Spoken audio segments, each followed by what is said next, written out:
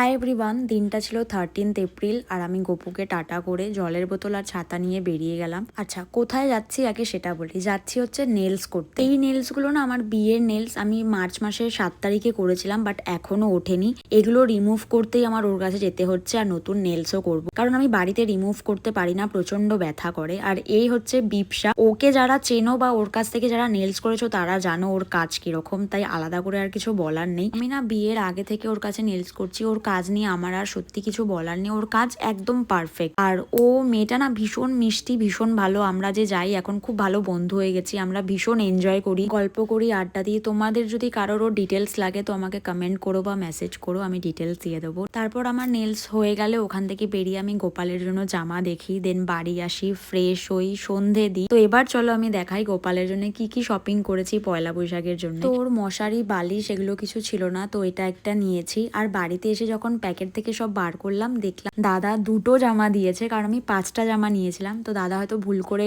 Miss করে গেছে, এতগুলো জিনিস ছিল। তো যাই হোক, আমার ওটা একদম বাড়ির কাছেই ছিল, আমি ওই জন্য তখন আর বেরোই। আমি একেবারে সব জিনিসগুলো ওর গুছিয়ে, তারপর কিছু ফল নিয়েছিলাম সেগুলো গোছালাম, সব ওর জন্য আলাদা আলাদা করে গুছিয়ে রেখে তারপর আমি বেরিয়েছি। তারপর দোকানটায় যাওয়ার পর দাদাটা বলে যে আমি প্যাকেটে ঢোকাতে ভুলে গেছি, দিদি ভাই কিছু মনে করো না। তো আমি তারপর জামাগুলো নিয়ে বাড়ি আসি। তো চলো আজকের মতো এইটুকুই, দেখা হবে খুব তাড়াতাড়ি পরের ভিডিওতে। টাটা।